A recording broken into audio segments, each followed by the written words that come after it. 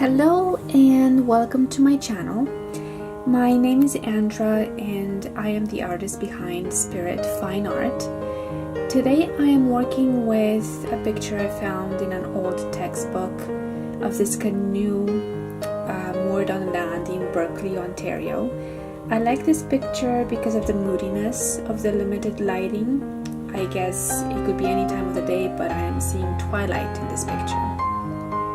I have an 11 by 14 canvas with 3/4 inch sides, and I'll be gessoing it first before I start. This is probably the smallest reference photo I have ever used. It comes with its own challenges. Whenever you work with reference photos, you need to pay close attention to your proportions. As long as the sizes are approximate in ratios to one another, the picture will come out alright. The way I look at it is, if that photograph is my whole canvas, where are the objects positioned in relation to one another and the canvas as a whole? Breaking up the canvas into sections, the magic number here is 3.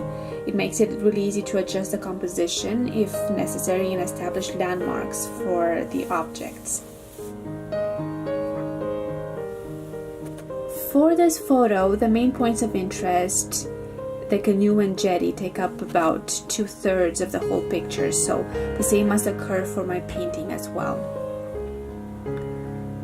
So now I'm just pulling out some paints there, trying to figure out what I want in terms of color. I want to create that moodiness of the sky, the low lighting, goes from a blue to a green, yellowish color, and I want to create something similar.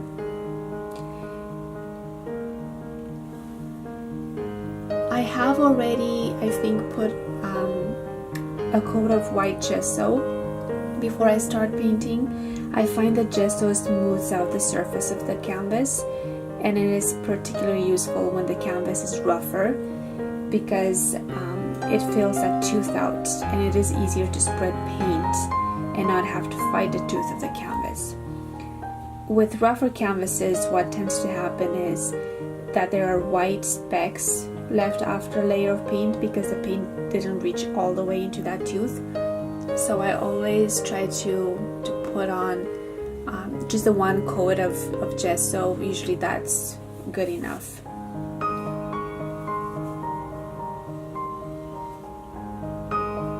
And I'm writing things down. I always keep track of my paintings, and I'm trying to keep track of what I use, what colors I use. So I'll have the full names of those paints in the description below the video. Mostly I'm using Liquitex Basics and Amsterdam acrylics, and I do have a Pabio Studio acrylics in there as well. They tend to be thicker paints, which I like because I like the effects that I can get with them. And if I need to have thinner coats, I can add some water or some medium, and it works just fine.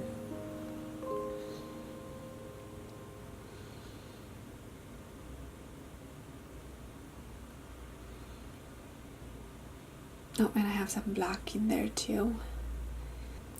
So that's my flat brush there, and I always use a very one for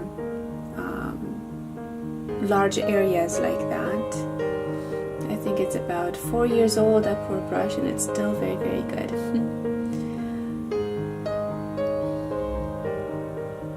So I'm mixing in the blue and gray. I've got some gray in there. I'm trying to bring down the intensity of the paint, and I've got some yellow in there. That's a primary yellow, I think, and some titanium white, unbleached titanium. that is a very good option for this painting because it's a much warmer color. It's not as bright as the regular titanium white.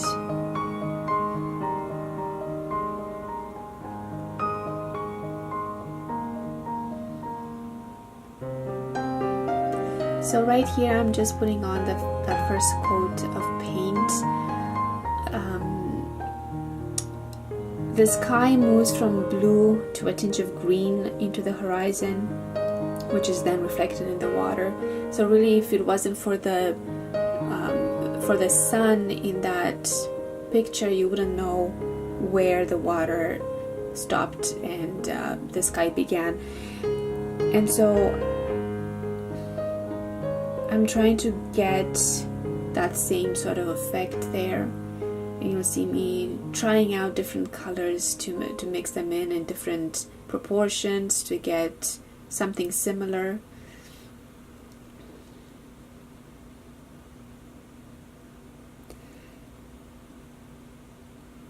I'll be painting the whole canvas with these colors and then putting on the boat and jetty afterwards. With acrylics, it's really important to do the background first. Sometimes I forget because I'm so excited about the main feature of the painting, and I do that first, and then I remember, nope, that's why I do the background first. It's because the paint dries relatively fast.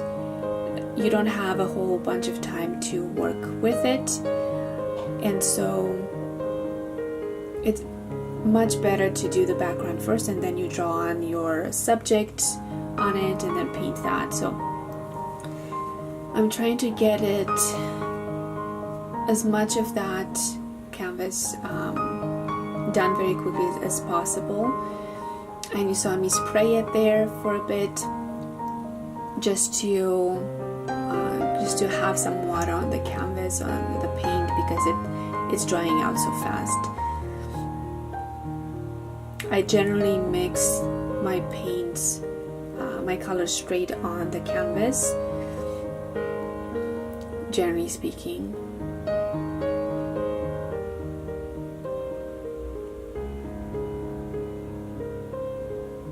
Here though, it's because the colors move so much, you know, I try to have a little bit on a little bit of the color already mixed on my plate. It always mixes on the canvas though, in order to get that smooth gradient from one color to another. You end up mixing on the canvas anyways, and I like that approach.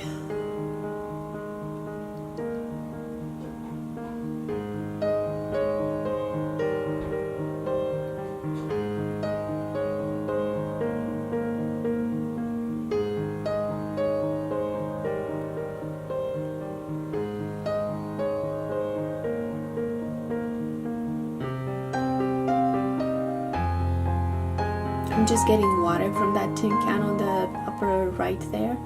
I'm trying to move the paint a little bit easier because otherwise it's a little too thick. Overall, I really wanted to work in thin layers on this project. So later on you'll see me using some pouring medium to achieve that look of a glaze a little bit. But first I wanted to have that first layer down.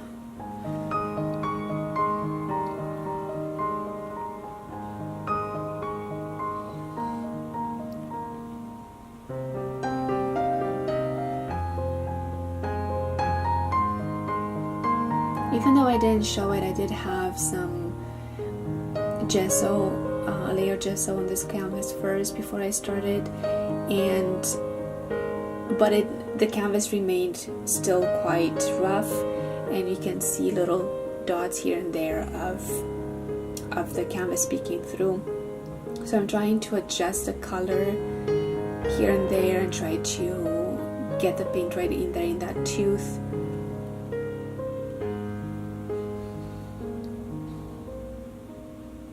It's not bad, I suppose, to have the canvas show through like that. It depends on the look you're trying to achieve. I was trying to cover up as much as possible because I wanted to have layers of paint showing through, not the little bits of canvas here and there. So I'm trying to decide what paintbrush to use better. And I think I'm going with my flat brush there, much smaller. And that's the biggest I have of a flat brush. I find with a flat brush, the lines don't show up as much as with Filbert, and it's much easier to blend colors on the canvas like that. So I'm using a bit of pouring medium from Liquitex there to thin out the paint. It has that milky white appearance, but then it dries clear, so really you could use as much of that medium as you want, thin that paint out as much as you want, and then it's still gonna show on the canvas.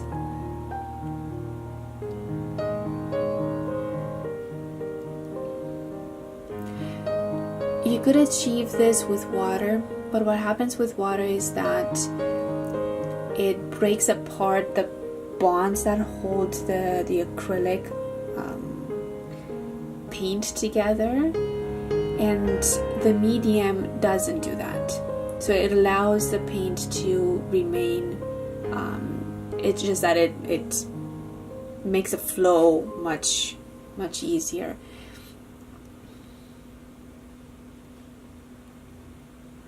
So I'm adjusting the colors in the sky here. In that photo, well, I'm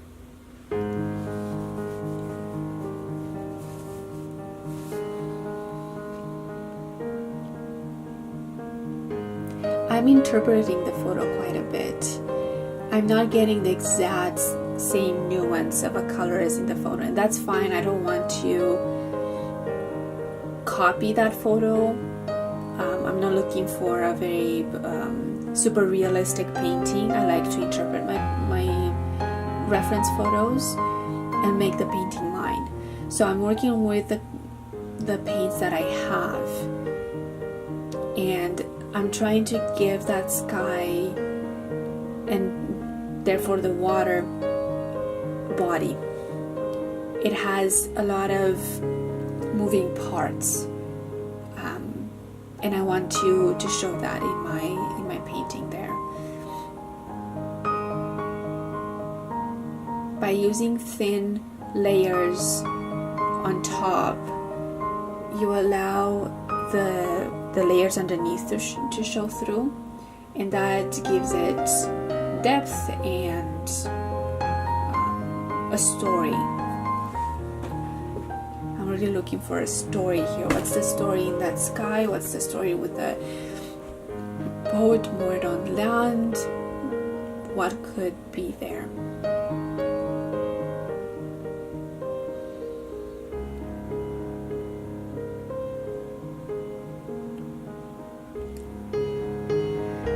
The pouring medium dries quite fast too, and that's why it's important to work really fast with this kind of painting.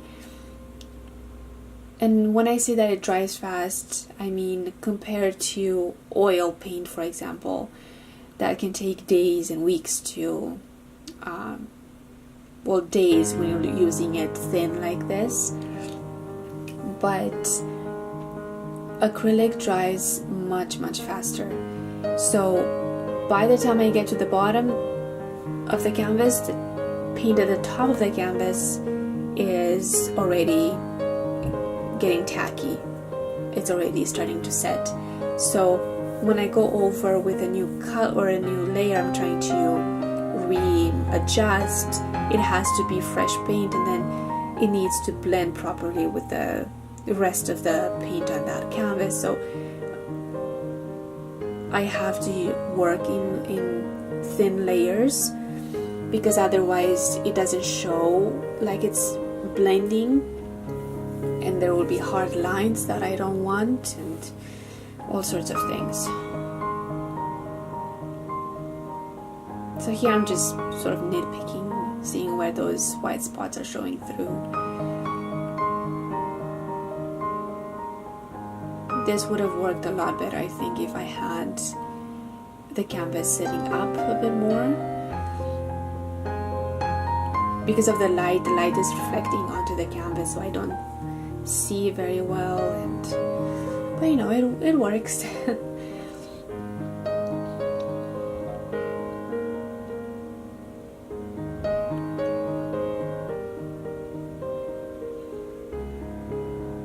I'm trying to figure out where that sun is supposed to go and how to place it. So now this is nice and dry, and I'm using a pastel pencil there in white to draw things out to see where they're supposed to go. I like using pastel pencils as opposed to watercolor pencils. I find that they dissolve a lot better with water, with the paint, and there's not a trace left, and you can also just smudge them off and they'll go away if you make a mistake. Whereas with watercolor pencils, I find that they are harder to erase.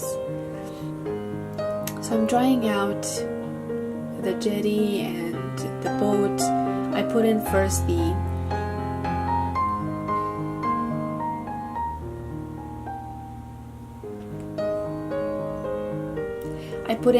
the horizon, and it's looking at the painting too, or rather the photograph. It's about 2/3 of the way up the canvas, and that works with that golden rule of 3/3, or rather sectioning off your canvas into thirds.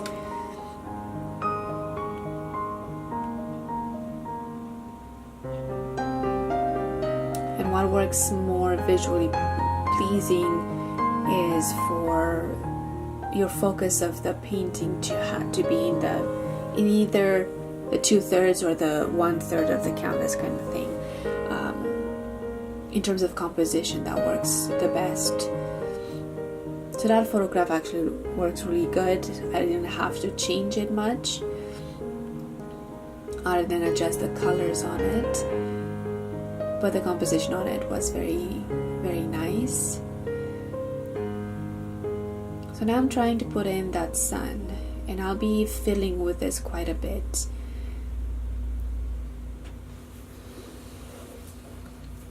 I'm finding that yellow is a bit too bright, and I'll be erasing things and try them again. There you go.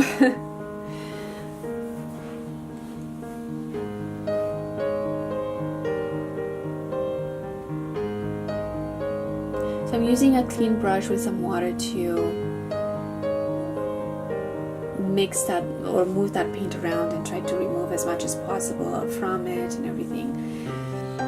When I'm doing that sun, it has a very nice bright spot, and then it sort of blends the color into the background, and that's the look I'm trying to achieve here, and I have to work a lot with that pouring medium to achieve that.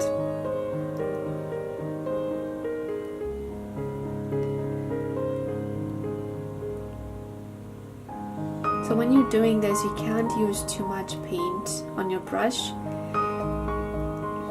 Because of that medium, you leave a lot of brush strokes, and I didn't want that.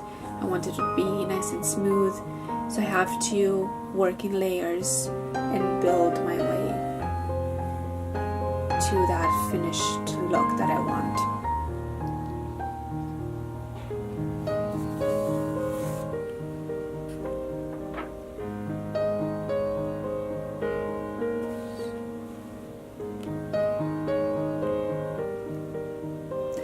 of course, whatever happens in the sky happens in the water as well, and that's both a blessing and a curse. I have a very love-hate relationship with water and sky, and so it's always a challenge to paint them.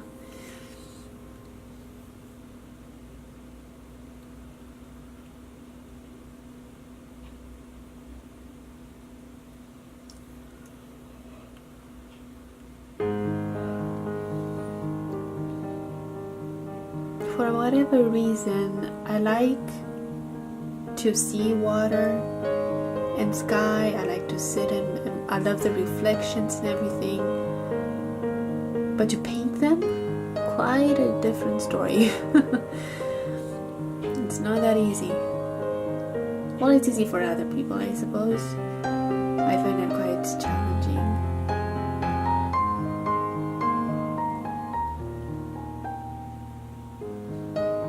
So I'm using a small filbert brush there.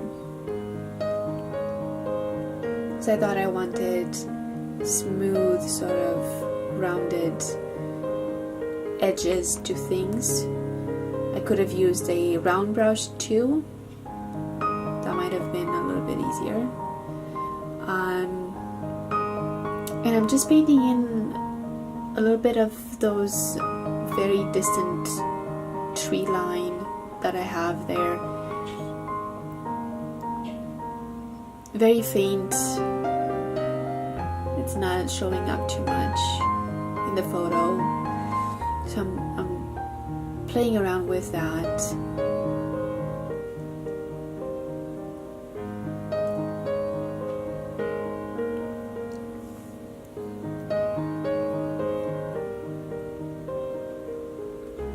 Switching back to my bright.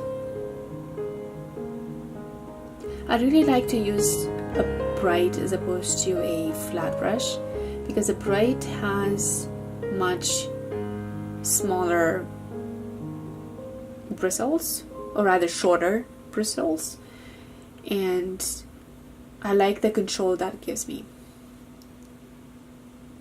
Plus it has that straight edge, and that's really good for edges. So I'm just giving this a coat of pretty much just the gray mixed in with some black.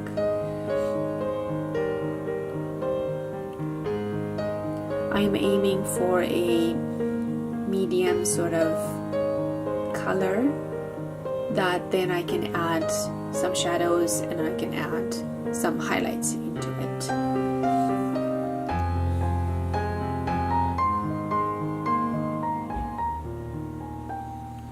I'm actually going quite dark there.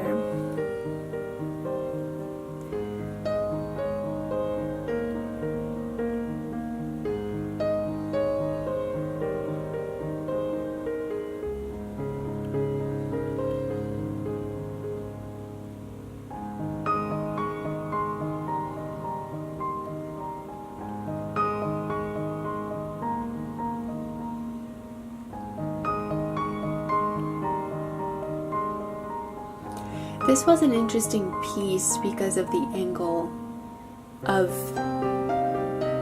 the photograph of the boat and jetty there. And I keep calling it a boat. It's a canoe. So it was a bit of a challenge to get that perspective right.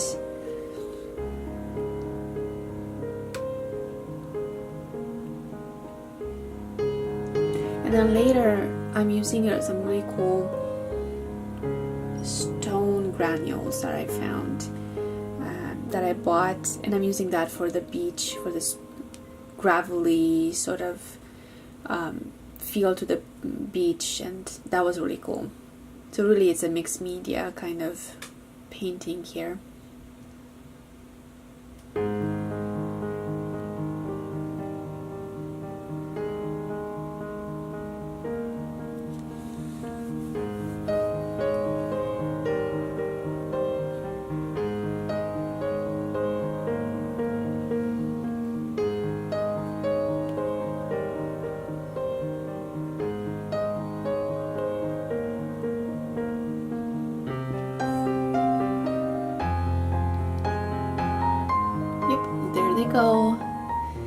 stone granules.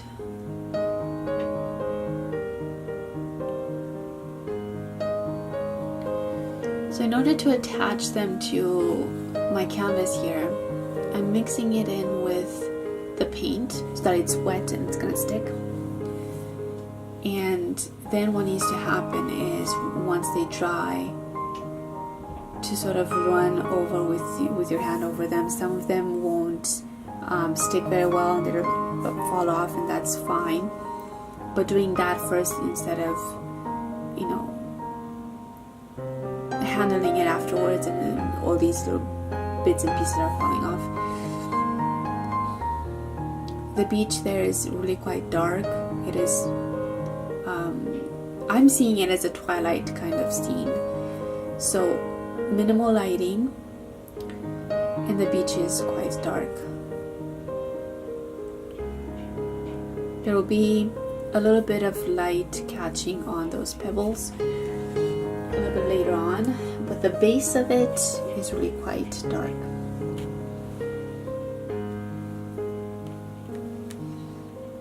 It's the first time that I'm working with little stone granules like this, and they're actually quite annoying to work with because they stick to my paintbrush instead of the canvas, so I was really trying to get them on there. It was slow going, what can I say?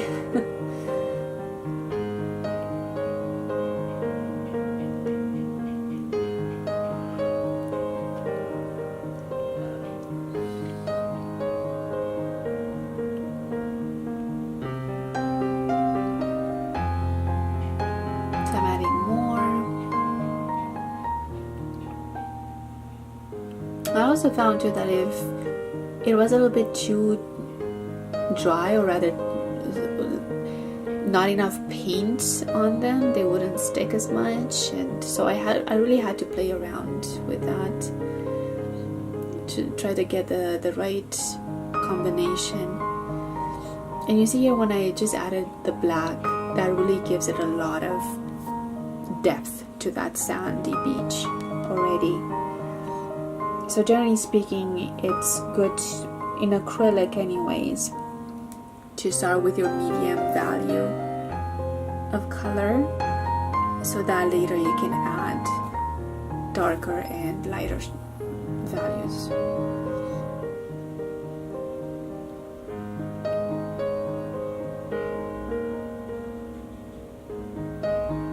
So I let it dry. It looked really cool as I was putting it closer to the camera there. I let it dry, and then I'm ready for the next steps here. So I had to turn on my light. It was getting dark out.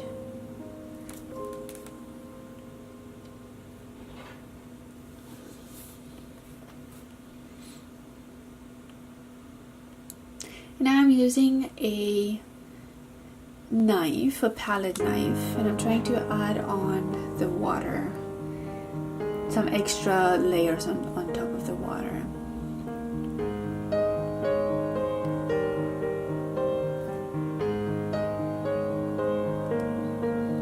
And we'll see if this actually works.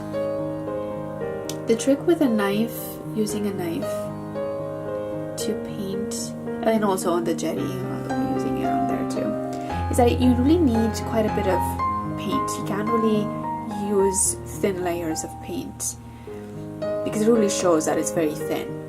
So a knife works really good for impasto kind of techniques, and just it would defeat the purpose of having really thin layers of glazes when afterwards you're just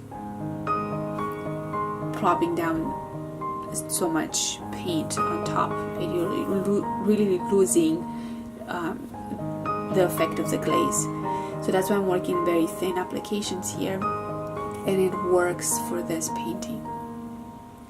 I'm getting a broken line there that I'm using, and it just adds a lot of texture just because I'm not able to control it as much as with a brush. I'm not able to smooth it out. And I like that look because it gives it a little bit more of a rougher look. And that's a very nice contrast then with the background of this painting, where it's a lot of glazing techniques and very smooth transitions between colors and everything.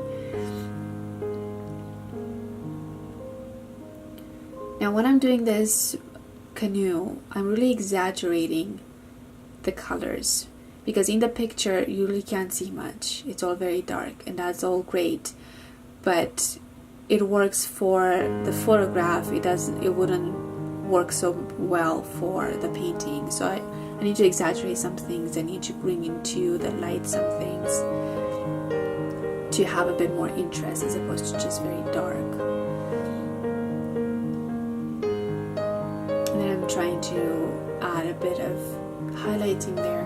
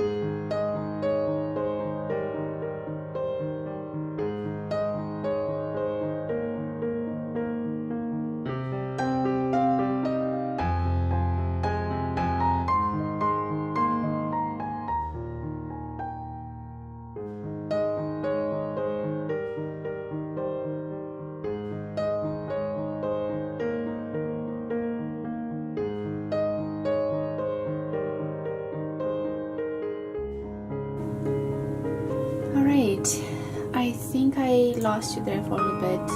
Sorry for that. My camera was full, the card was full, and I had to empty it.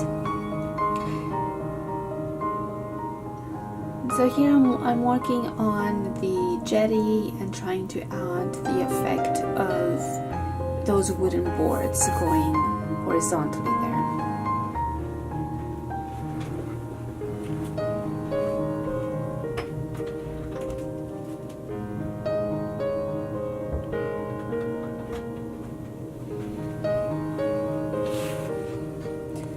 I'm still working with my knife, and I'm liking the effect I'm getting.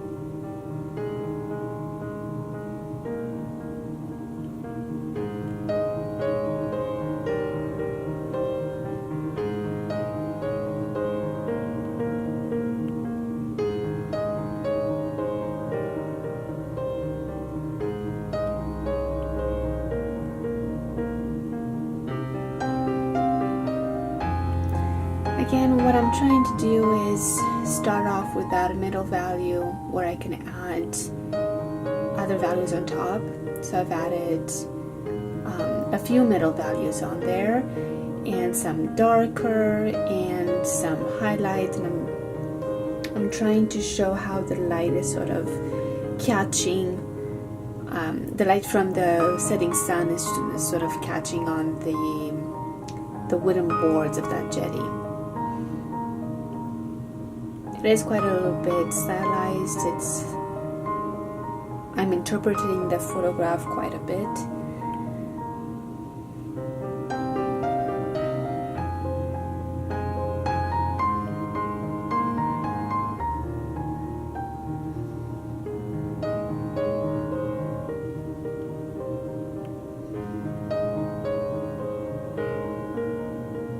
The broken lines of the way that I'm attaching or I'm putting on the paint with that knife, it really is creating texture, and that gives a very, very nice look.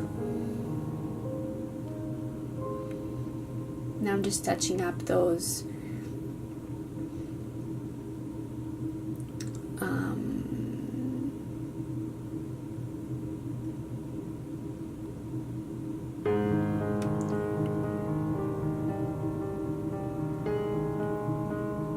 the tree line in the background, trying and making a mess of it by the looks of it.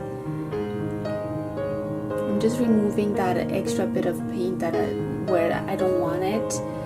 I'm removing it with a clean brush, a clean wet brush, and it really picks up that paint right away. No issues.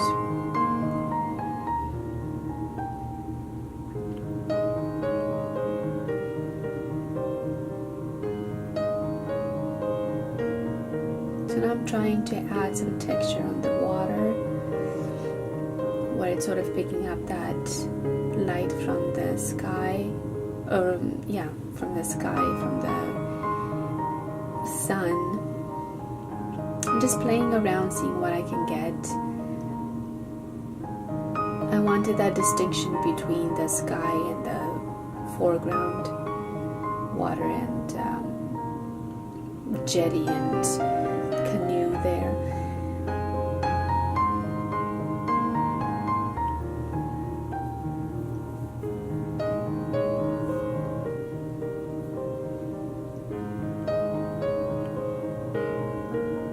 I'm really applying the layers very, very thin here.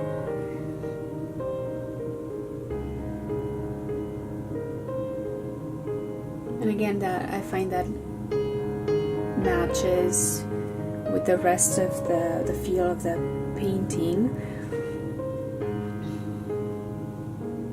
because I'm not putting on too much paint, and layers underneath are still visible here and there where my knife skips across the canvas.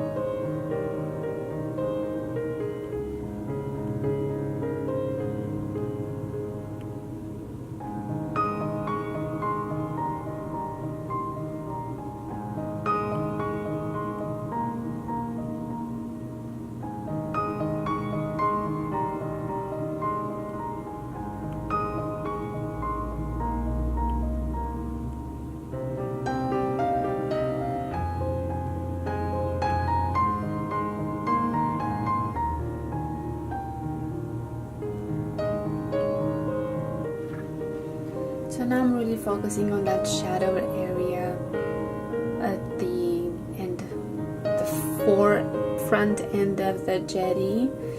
That is one area where the sun really doesn't get much in there. And I'm adding just some interest to the beach. There is a little bit of texture showing through with the difference in color,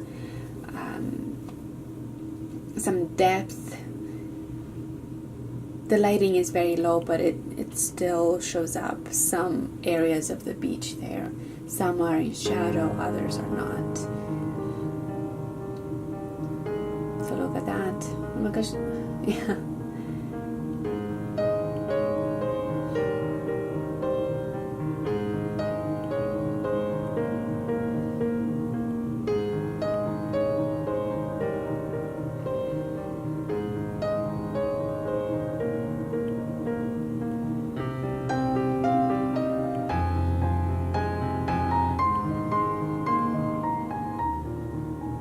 Now I'm switching back to my brush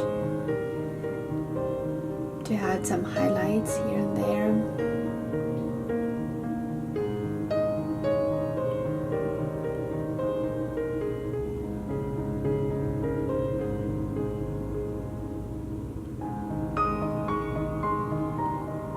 I really want to emphasize the beach because the jetty and the canoe actually have quite a bit of color on them. There's quite a bit of light on them, which would make sense then that the beach would get some light as well. So I'm trying to add those highlights in there. I'm playing around with final details here, the final stretch.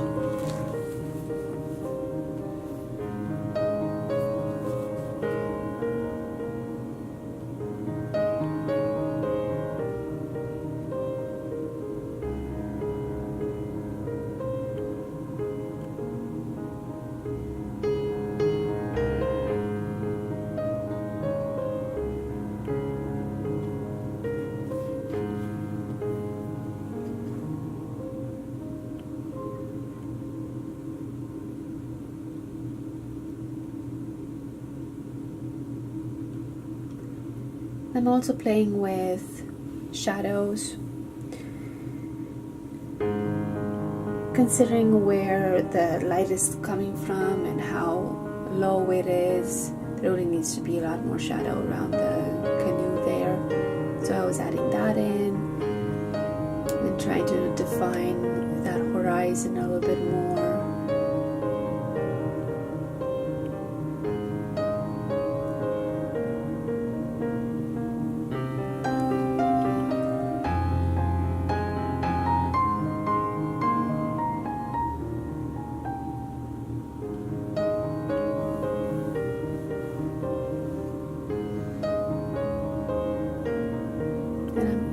Done, you guys. Here we are. I still have the camera attached to the tripod there, so it's very awkward to move around.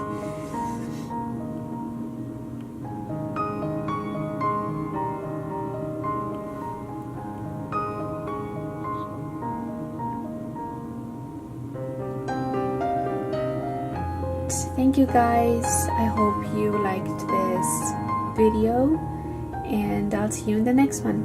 Bye now.